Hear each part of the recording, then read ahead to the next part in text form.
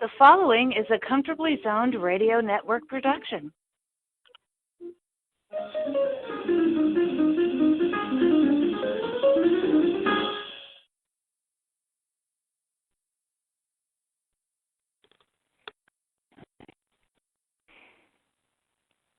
Good afternoon, everybody. I'm Alan Blumkin. I'm here with my good friend David Nemec for another session of David Nemec's Baseball History and Trivia. And today we're going to be discussing the changes made for this season with an emphasis on the scheduling. Welcome, David. Oh, pleasure to be with you again, Al. Yeah. Another season? It's been a while. It has. Yeah, we both had our problems, so to speak. Yeah, definitely. Yeah. So, while we were talking yesterday, I mentioned the insane scheduling that they have this season, which may get a test tomorrow because the weather is supposed to be pretty bad here. And the Yankees are supposed to play a game at 4 o'clock against the Giants at Yankee Stadium. And if this gets postponed, they'll either have to make it up Sunday as part of a doubleheader, or the Giants will have to come back here.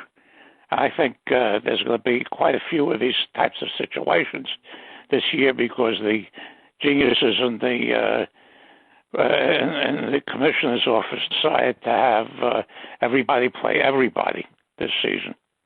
Yeah. Yeah, that's crazy. It really is. Yeah. I don't know what to say about it except that it takes away league identities. It spoils long-term rivalries. They only get to see each other a few times a season rather than playing 15, 16, whatever number of games. No, it was 19. They reduced 19? It from 19 to 13. Yeah. Well, yeah, even that. I mean, yeah. So it's I don't know how that's going to work out. Yeah, I suppose that if you have season tickets, it'll be great to see every team at least once, but otherwise, it's going to be very, very hard to keep track of who's who on the various teams. It's already become almost impossible, and this is going to make it even harder. Since you're going to be seeing so many teams coming into town, and, it's really very hard to predict how it's going to turn out, but it wouldn't be my choice. No, the thing is, you hit on the thing about the league identity, and I think that's one of the things they're trying to crush. Yeah, I don't know.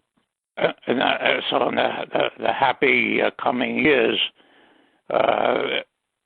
they'll either expand to 32, and then we go through a whole bunch of changes, or make it take the existing 30 and make it like the NBA and realign the leagues geographically. Yeah, I can't see them doing that because, I suppose they could. I mean, it would keep the Yankees in Boston, but it would put the Mets in with the Yankees and the Phillies and the Blue Jays. Yeah, and Phillies and that's essentially the way the Atlantic Division of the NBA is set up. Yeah. It's I don't know. I don't. Yeah, I wouldn't like to see it, but I suppose there are fans who would, and there's so many changes that have gone on in the last few years that I wrote a revision of my rules book, came out a couple of years ago, and I predicted all these changes. Unfortunately, I didn't predict they were going to go to scheduling games. Each team would play every other team in both leagues. I didn't think that one through at all. That makes the All-Star game worth a lot, even less than it's been for the last ever since they put in the league play. Yeah. Yeah, I know. It's crazy. Yeah. So I'm not even sure why they play the All-Star game anymore. Why? Every league, I guess, still does, except the NFL turned it into, end of the season, kind of an exhibition thing. And the basketball is, the over-under on the points in the NBA All-Star game is consistently 350. Yeah, it's just about. Yeah, no defense, no effort at defense. There was this rookie from Oklahoma City. He's playing from Oklahoma City at his first All-Star game. And he tried to play defense when they sent him in. And one of the veterans told him, "We don't do that in this game." No. It is crazy. And I've never been to an All-Star game. I never went to an NFL, anything. I don't, I just never, even as a kid. I remember when Red Sheen hit a home run in extra innings, and that was probably my highlight, All-Star highlight of all time. Except maybe for Reggie Jackson's home run. What was that, 71 or so? Yeah. I heard that on the radio. I was in Army Reserve summer camp when that happened. Yeah. But the other one was when Johnny Collison hit at Shea Stadium. I wasn't there because I was in Pittsburgh finishing up. And Johnny Collison hit a 3-run home run off Dick Raditz in the bottom of the ninth to win the game for the National League. I don't remember that at all. Musial hit one in the 12th inning in 1955. Yeah, I do remember some of that far back. But I went to one. I went to they had it in Yankee Stadium in 1977, and the ticket cost me $15. Yeah, that was a pretty steep price at the time. Yeah, those years I went to all the LCS and World Series games that were in Yankee Stadium in 76, 77, and 78.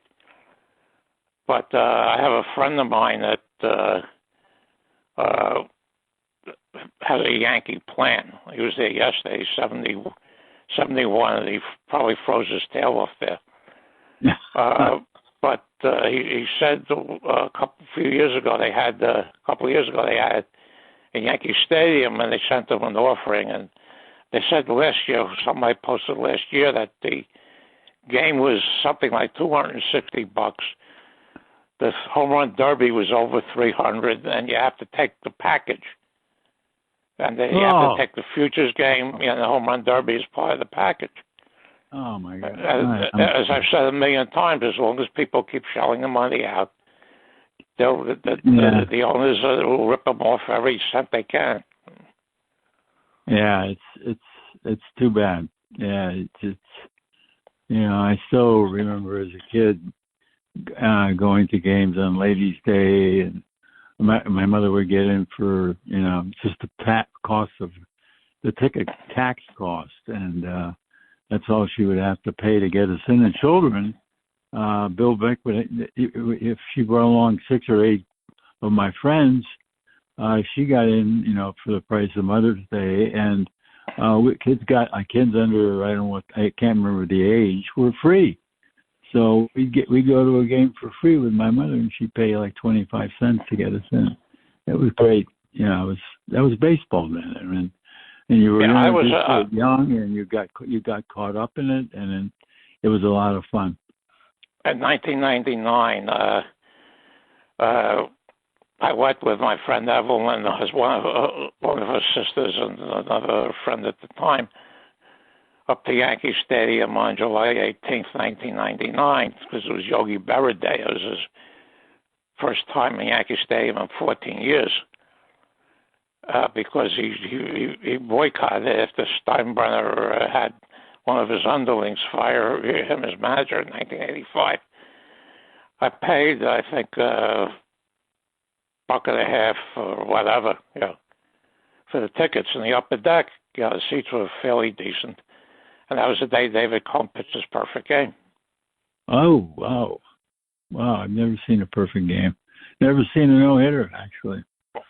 I saw three. It took me 40 years before I was at the one that in 1993 Jim Abbott threw. You know, the one-handed pitcher. He threw a no-hitter against Cleveland. And then when they had the 1999 Sabre Convention in Phoenix, we went to a game, and the Cardinals had a pitcher with the name of Jose Jimenez, believe it or not. Yeah. And he beat Randy. He threw a no-hitter and beat Randy Johnson 1-0. Wow. Johnson struck out 14, which is the second most ever by a losing pitcher no-hitter. I think the record is 15 by Ed Walsh in the Eddie Josperfect game. Yeah, that must have been quite a game. I'd love to be. Yeah, and 3 weeks later, I'm seeing David Cone pitch a perfect game. No, never had the luck. I came within 1 out of it, and Brian Holman threw a one-hitter. He had 2 out in the 9th inning of a perfect game going. And so this was in the A's Park, and there were a bunch of fans from University of California sitting in front of me, kids, and they all had seats. And they were good seats, very good seats. And the A's fell behind by 3 or 4 runs going into the late innings, and it was still a perfect game going. And not only the scoreboard showed it, nobody was talking about it. And they started getting up and leaving. And I said, "Why are you guys leaving?" They said, "Well, the A's aren't going to come back. This guy's too good. He's got it today." And so they left. And and really probably half the fans were gone by the time the 9th inning rolled around. And Holman got the first 2 outs, and then I can't remember. I guess it was Lou Russo was the manager, unless I'm wrong. I could be at this point. Who knows? But anyway, he sent up Ken Phelps. And I think it was the first pitch. Phelps just belted it into the right field seats, and that broke my heart. We came that close to seeing a perfect game, and it would have meant. I had something a similar experience because on August 4th, 1985, I was with a whole bunch of friends. With this friend of mine, we bought 20 tickets because Tom Seaver was going for his 300th when we planned it out at the convention in Oakland. What had to happen? They had to win one and have a little loss or no decision before he came to Yankee Stadium. So that happened.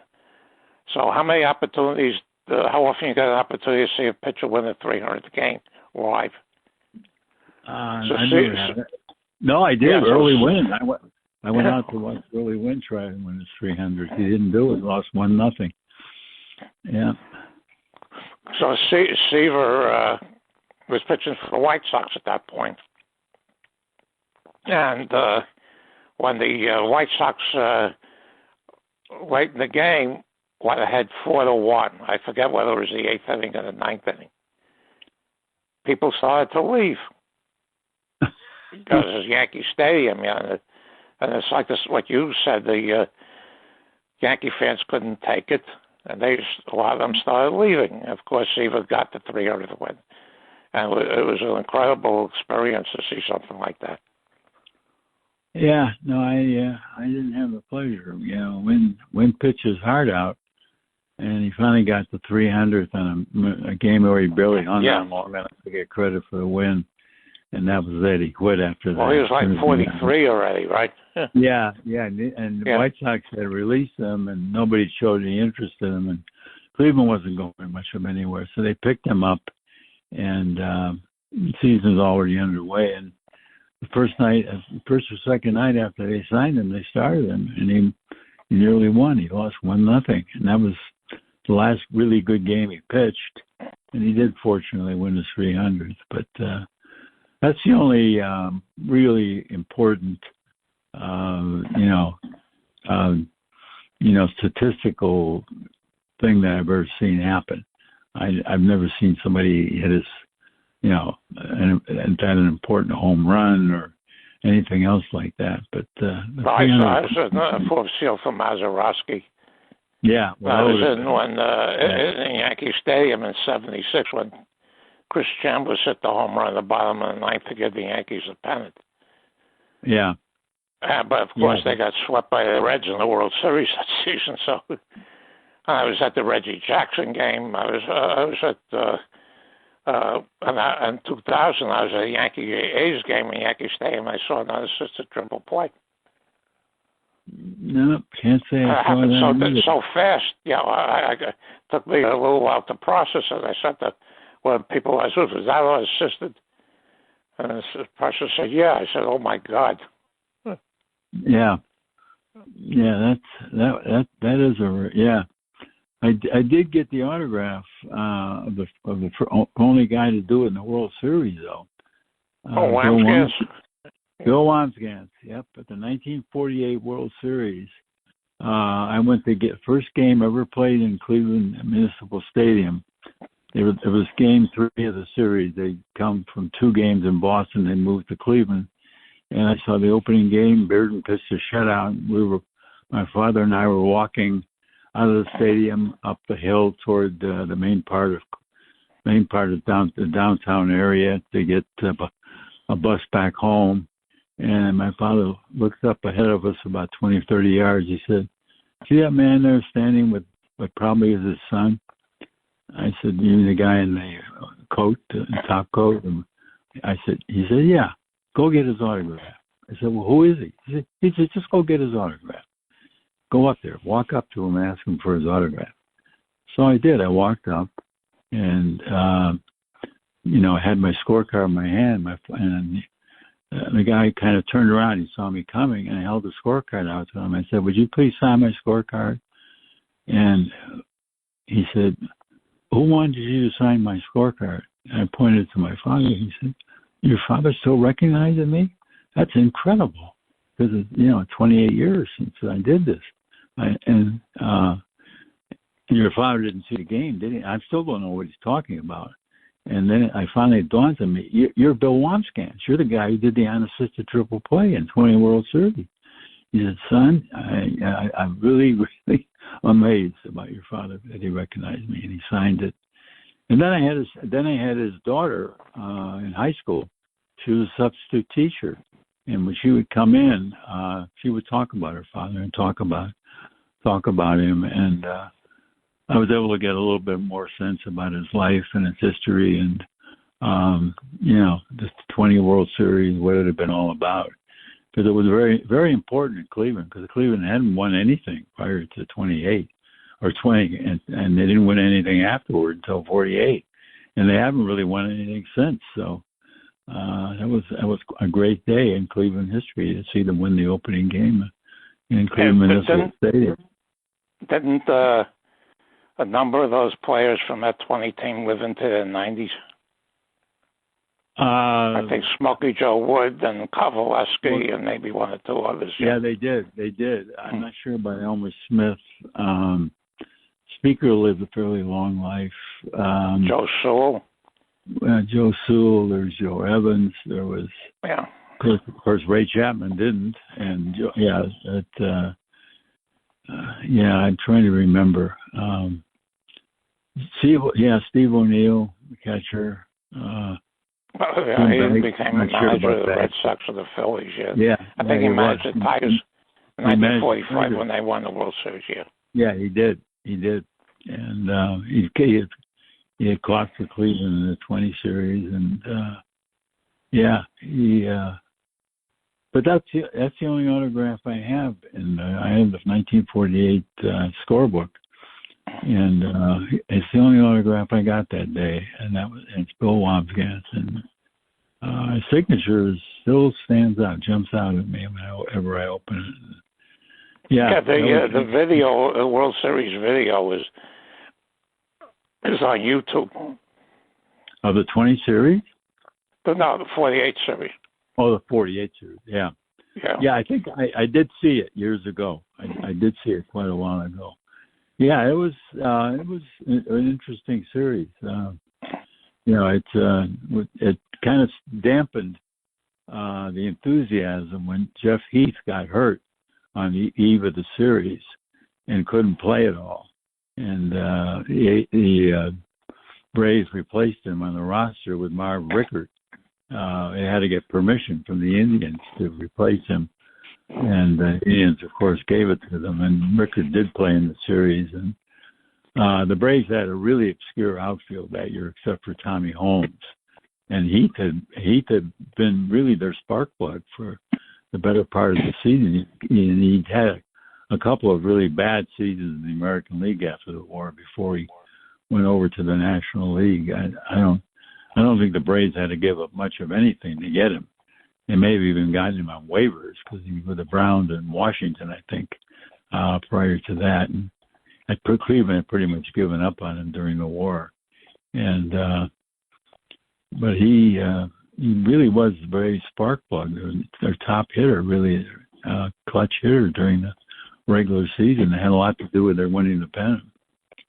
But Stanky missed that season. Eddie Stanky was the Braves second baseman that year, and he missed half the season with a broken ankle. Yeah, the Braves were kind of jinxed in that way. They had two key players out because they were stuck with Mike McCormick, and Clint Conitzer was playing. I think he played center field. And he had to play him in the series, Marv Rickert.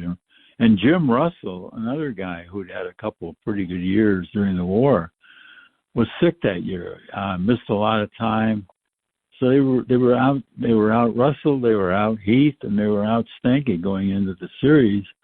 And this, as the old saying, the series was fun saying in 2 days of rain. But it wasn't quite true because I saw Vernon season that year. He's 15-12. Yeah. He didn't really have that great a year, and Bickford had a pretty good year, and Bill Boisel also pitched. So they gave them a lot. They both gave the Braves a lot of innings. And they collapsed in 1949 because there was an awful lot of resentment when they signed Johnny Antonelli to a bonus. Big bonus contract, big at the time. Yeah. Something like $6,000. And Johnny Saint, I know, particularly went nuts over that. And then after the season, Southworth started drinking again, who was managing Billy Southworth. And after the season, they made that trade with the Giants when they sent Stanky and Doc for basically Sid Gordon, Willard Marshall, and Buddy Kerr. And that, don't forget Sam Webb. Yeah, and I always put down that that was the first that made the Giants instant contenders as the first step in driving the Braves out of Boston. Yeah, it was. It turned out to be a very bad trade because Marshall and never did anything like what he did with the Giants ever again. And he had that really good year in 47, and he still was pretty good in 48, 49, but did nothing when he came to the Braves. But Sid Gordon was a pretty good ball player. Yeah. He was. He still hung on for a couple more pretty decent seasons. And I think he ended up in Pittsburgh, if I'm not mistaken, in the same club with Sam Jethro, when Jethro had to finally put on glasses and admit to that he was getting rather up there in years. The old baseball cards had him listed birth year as 21. Turned 1921, turned to be 1915. Yeah, I know. 1915. Something along the lines with Luke Easter. And Jethro, they traded Gordon, Jethro, and Max Serkant to the Pirates, essentially and 3 minor leaguers for Danny O'Connell. Yeah. And that was a pretty good trade, all in all, for the Pirates. O'Connell had 2 big years with the Pirates. Did 2 years in the Army, 51, 52. Yeah.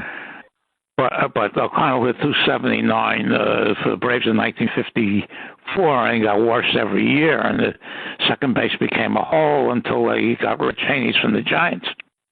Yeah, it did.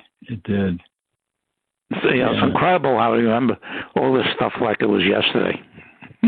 I know, and it is like it was yesterday because because there was a synchronicity to it, and you had basically the same team year after year after year with a few changes. There were important trades that were made, but you were following the same guys. And if you had a bad team, like the Browns or Washington or the White Sox, even in the late 40s, to follow, you were going to be stuck with that team pretty much for a while. They didn't make these magical signings and pick up Otani or from Japan, or bring in somebody nobody ever heard of from South America, and there weren't these kinds of sudden explosions in the organization where the team went from the doldrums into contention. You had to build your farm system. You had to have a decent farm system, unless you were the Yankees. And the Pirates in the early were horrible. And they were horrible. I'm proposing that the major leagues establish the Stephen Strasburg Award, because he's getting paid $35 million a year, and he's pitched 31 innings in the last 3 seasons. Going into this one, right. Is he still out with? Who knows what that team won a World Series in 2019, and they're projected to be the worst team in the National League this year. That's amazing. That's amazing that it fell apart so quickly. And they really had very good teams. Very quickly after they moved from Montreal, they came back, right away. The club really perked up when it moved to Washington, and there were a couple of years when they had Matt Williams as a manager. I thought he was a terrible manager, and they had a different guy in the dugout. That they probably would have done a lot better in the postseason, and might have even won a series prior to them finally deciding to get rid of him. But because they had a lot of pretty solid clubs. MLB Network has a program that they start running at night, and they start running at night. It lasts for an hour. It's called Quick Pitch, and Quick Pitch is an hour, and they give you the highlights of all the games. That's how I keep up with this stuff. Yeah. You cut out the commercial about 45 minutes. But that's it. That's how I keep up with this. I don't have the patience anymore to watch. And even in the Yankee game yesterday, no pitchers. I think one pitcher actually went into starting pitcher actually went into the 7th inning yesterday. Well, I think that's going to become. I think a quality start. Well, if you go long enough to get the decision, a win. If you go long enough to get a win, that will be considered a quality start. And it's Garrett Cole, the Yankees yesterday. Garrett Cole struck out 11 in the 6th inning, so gave up no runs. Of course, they pulled him, and they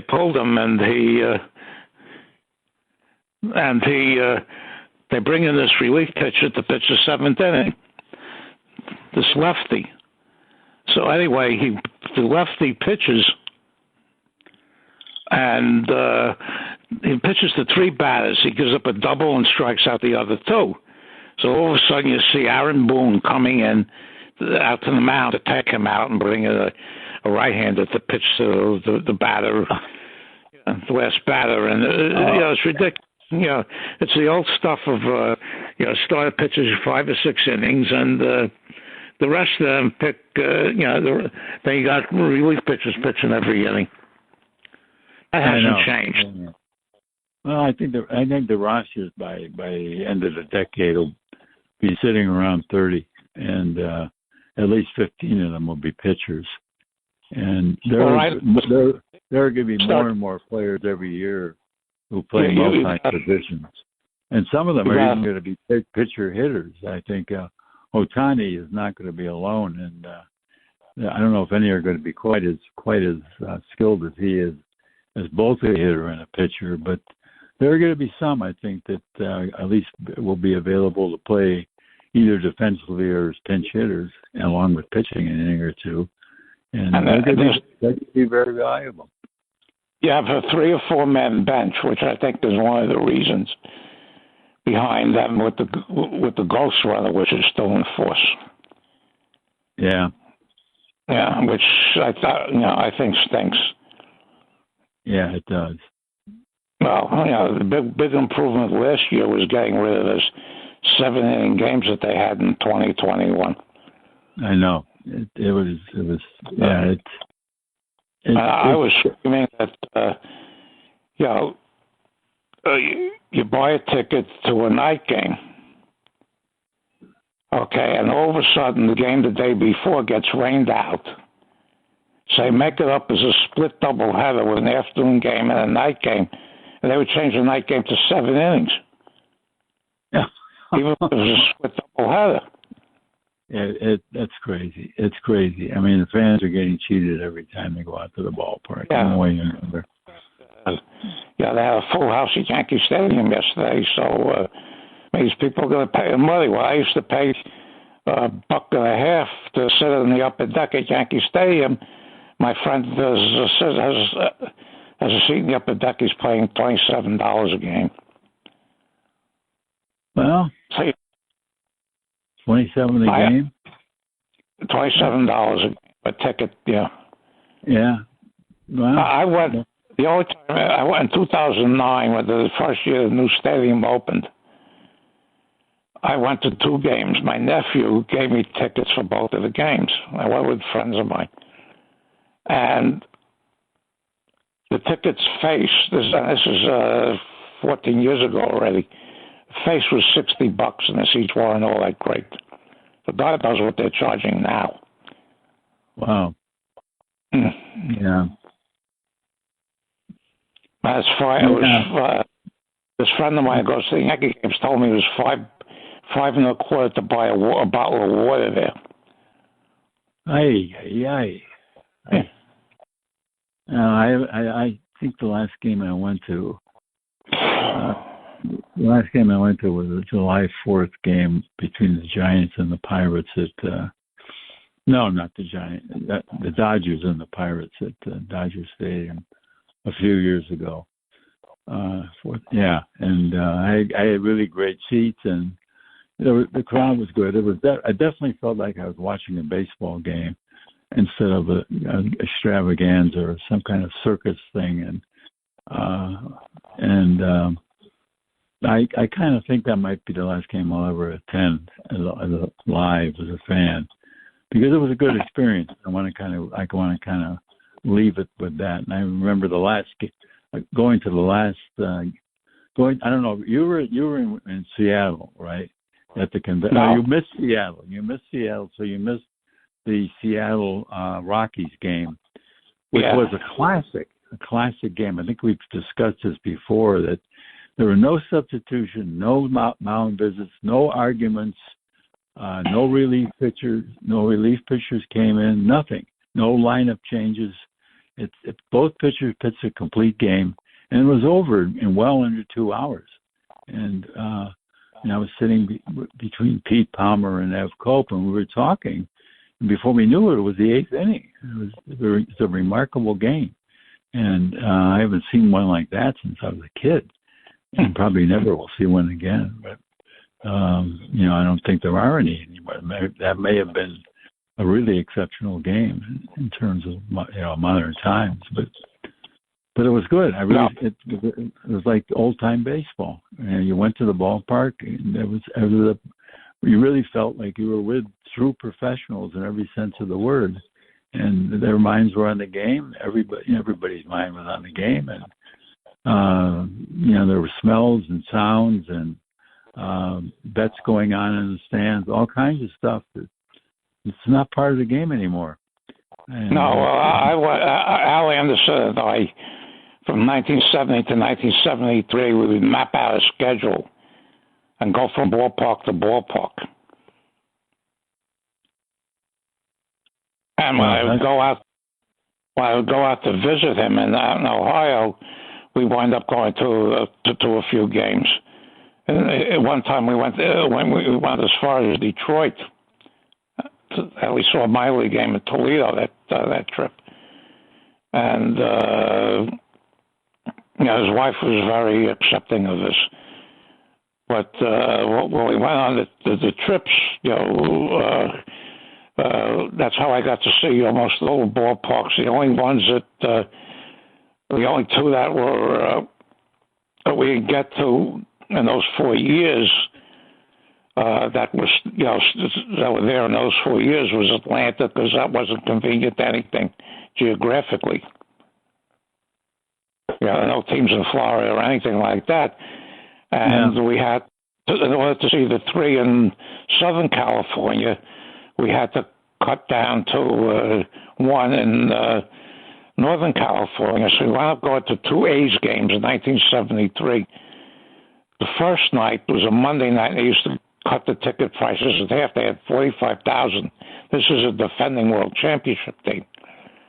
The next night, the tickets were back at full price. There was about 8,000 there. And before that game, we went out to Candlestick, and they were cleaning it up after an exhibition football game.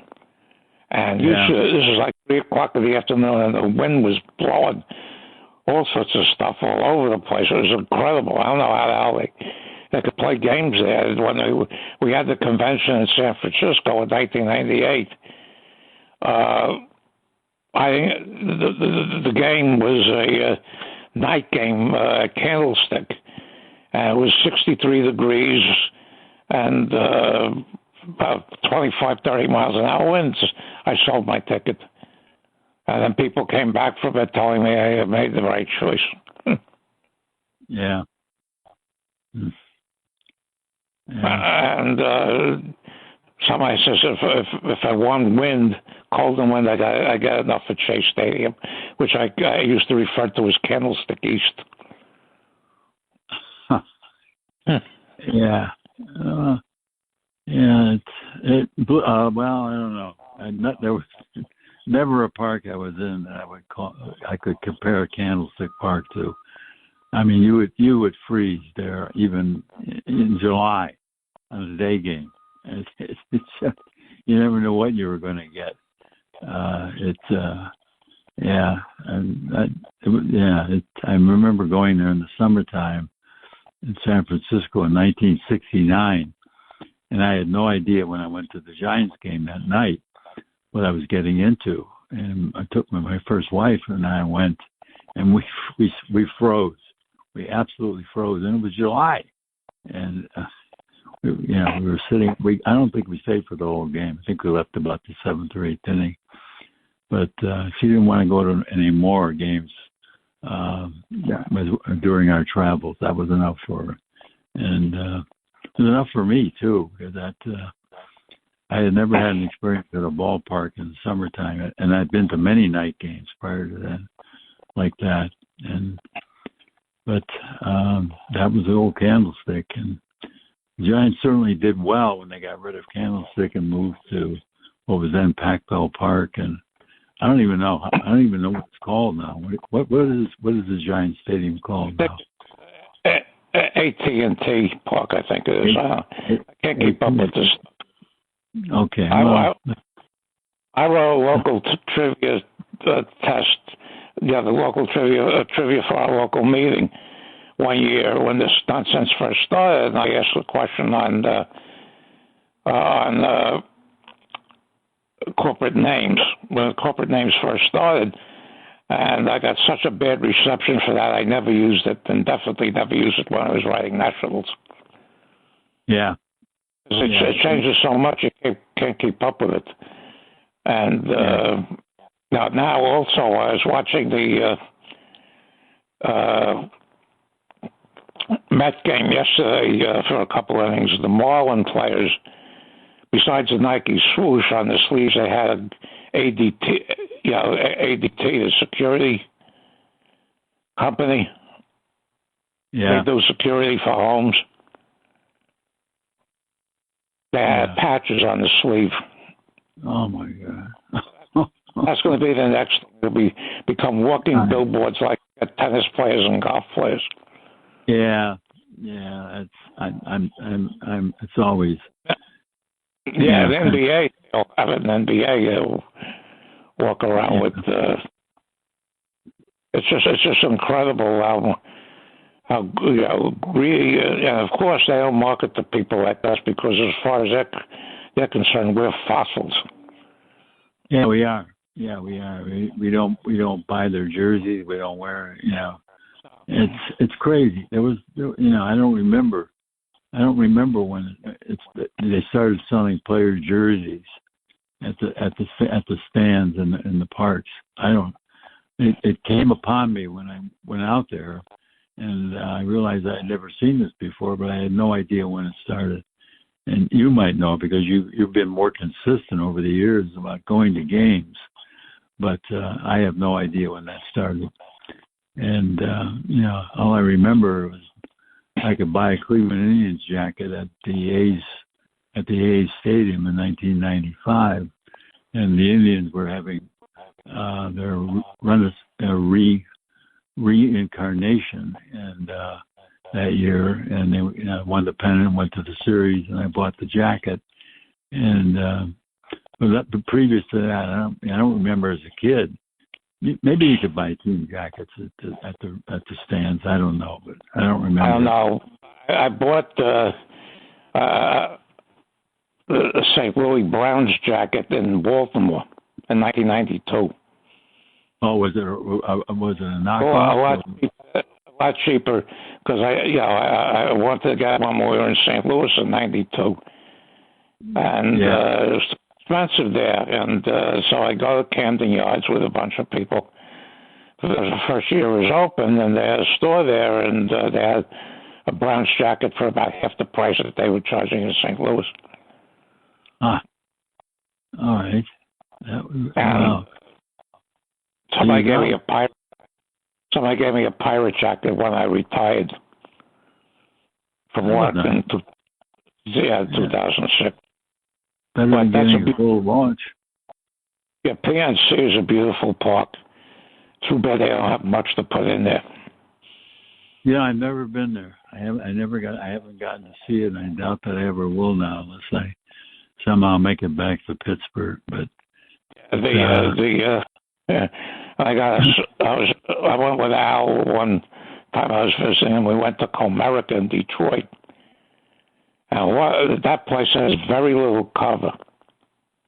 So I got a sunburn there. I had to take newspapers and somebody away and cover my knees with them to avoid getting really badly burned. So I go after that vacation is over. I go back to work. Sunburn. My face is. They asked me where I got sunburn. I said Detroit, and they're looking at me like I'm nuts. Yeah.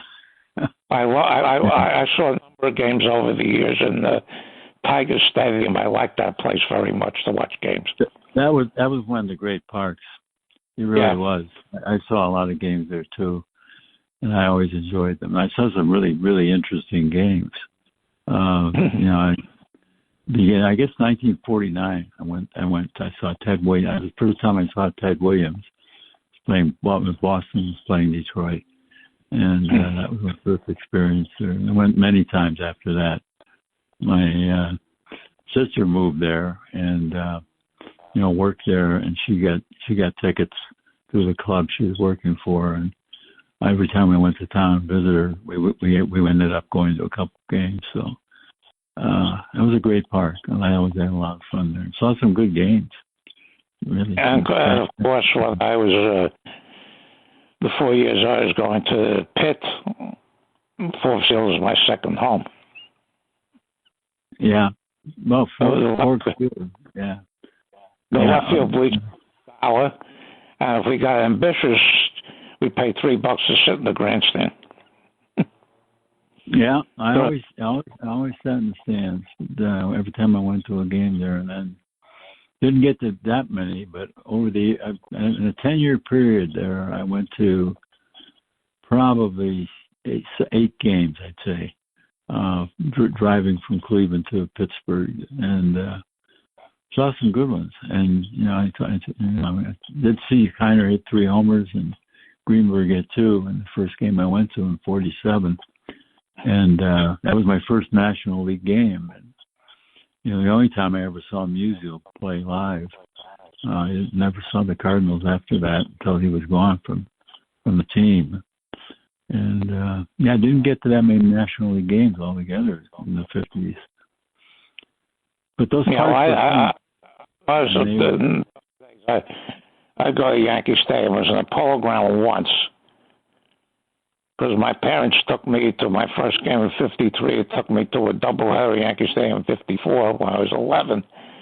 And when my birthday came around in 1955, the Yankees were on the road, so they took me to a giant Dodger game at the Polo Grounds.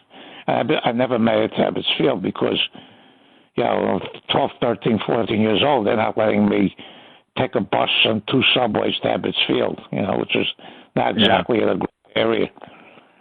Yankee Stadium, I did that. 12, 13, me and his friend of mine were 12, 13 years old. We're taking a bus and 2 trains up to Yankee Stadium for day games before school started. And one time we went up there in June 1957, a Sunday, they're playing the White Sox a doubleheader. We get up there expecting to pay the $1.30 for the upper deck. We get up there and the grandstand ticket line was, wrapped around the block. And so we made the decision to spent $2.10 for obstructed view, a lower level behind our plate. So we get there, and by the 4th or 5th inning of the first game, there's these 2 seats to the left that were unoccupied. So we went there, and nobody ever showed up. They didn't kick you out either. No. But a lot of stadiums used to kick you out in those days, even though the seats weren't going to be occupied. Behind us, we were in the same section. This is not trying to go from the grandstand down to the box seats. Yeah. I went to a game in Washington in 1971. And when they moved to Dallas after the season, and we sat in the center field, upper deck in the center field, and they had ushers there or whoever preventing us to get anybody from that was sitting up there to go to a lower level. Why? Because they wanted to create such a bad experience that nobody would object when they left. Yeah. But the 3 I regret missing Griffith Stadium, Crosley, because the first time I was in Cincinnati, that had been closed for a month. Yeah. And the original Sportsman's Park, Busch Stadium in St. Louis. No, there are a lot of parks I never made, and Sportsman is one, and Griffin was another, Comiskey was another. I saw original Yankee Stadium. I saw games there, and I never saw the Polo Grounds or Ebbets Field, or anything there, and or Braves Field, of course, didn't get there. But or the Phillies Park. I didn't see the Phillies Parks, the Shibe Park, or I've never been to a game in Philadelphia actually at all. Well, I saw a bunch of games in the Riverfront. I never made it to the current one, and because when they had the convention in Philly in 2013, I was already on a walker. Yeah. So and when I went to the conventions here in Pittsburgh in 2018, I couldn't go to the ball games because I'm on a walker. I mean, I can't. It's impossible. So that's it. Then Pittsburgh probably is going to be my last convention. Yeah, I can't see myself going there anymore unless they're right next door. Yeah, well. Plus, they're charging a fortune these days for it. They have this analytics convention every March in Phoenix. I don't know if you get the thing that they send out every week, but last year I looked through the topics. I wouldn't less than 2 seconds in any of them. Yeah. Yeah. All right, I guess. Yeah, it's good to go over this stuff because that really brings back. It puts me in a mood where I actually like baseball again. And yeah, me too. The memories, the smells, all the sensory. Yeah. The feel, everything. The ball felt different. It moved different. Everything was different about going to a game then. I really, really, treasure all that I did see and wish some of it would come back, but it's never going to. And the product we're going to be seeing from now on, I'm afraid, is going to sink, closer and closer to the horizon. Every year, and one day it's probably going to disappear below. And I don't know what baseball is going to become.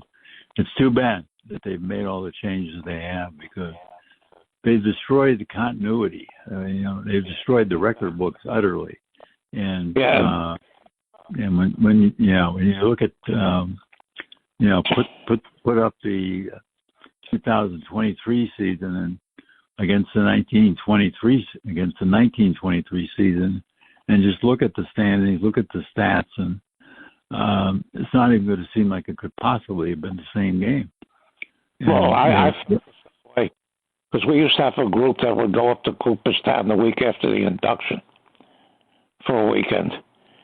Yeah, 3 or 4 days, and when you go in there, they have the plaque with the listing the World Series champions. And you see 1994 none. Yeah, and that was they destroyed the fabric, but they'll give a damn about any of that. Yeah, they really no. That season. I never recovered from that season, even though the Indians won the pennant the following year for the first time since '54. I never recovered from it. If Cleveland hadn't won the pennant that year, I don't think I would have come back to baseball as strongly as I did. Not nearly as strongly. I would have really stayed in the 19th century in my head, and certainly on all the work I did on baseball. I really never really enjoyed writing about the modern game at all. Yeah, because I every time somebody asks me 19th century, I always give you as my guru for that. There's a good new one out, good new book, 19th Century, Baseball's Wildest Season. Bill Reisig, who did Blackguards and Red Stockings, has come out with 1884 season. I've got a copy sitting right in front of me. I just got it yesterday. It's a good read, I know, because I was able to help Bill with some of what he was doing, and he really showed his appreciation. And I'm looking forward to seeing what he finally did at the very end with the material he had. He had a lot. As I said yesterday, I've got to have cataract surgery in my right eye.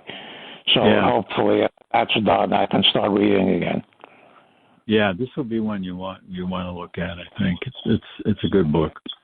You're right. It's paperback and it's $45 for a paperback, and it's not that thick.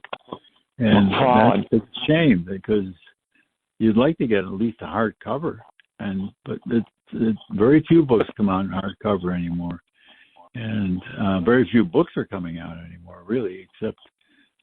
McFarland probably does as many baseball books as any publisher these days. I don't know. There's a biography that came out just published on Bill Verdon, which I'd like to read, but it's a relatively short book. It's McFarland's. I checked the price. I want $39.95 for it. Well, they don't. Yeah, they sell the libraries, and Your book stays in print, so Yeah. they pay no advances to authors, very slim royalties, but your book stays in print. It's a lifetime, for the rest of your life. It will be available, and that's not something you can say very often about publishing these days. Most publishers give up on a book after a year or two, and some give up even quicker, dead in the water even before it hits the stand. And I told you, Turbulent Season, that Charles Alexander wrote in 1890 and 1891, and you were mentioned a couple of times. Yeah, it was fun. Yeah. Yeah. Okay, I guess we have to get off because Ralph will start yelling. Okay. Always a I really pleasure. enjoyed this, Al. It's always a pleasure, and we'll do it again soon. I'm looking forward to it already. It's the same for me also. This is something I look forward to every time we do one. Yeah. Okay. Take care. Do my best. Bye-bye. We'll be on soon. Bye-bye. The proceeding has been a Comfortably Zoned network production. You are advised to keep your dreams wet, your humor dry, your children and grandchildren out of military recruiting offices and off the laps of clerics who wear dresses. Thank you for listening, everyone. Happy trails.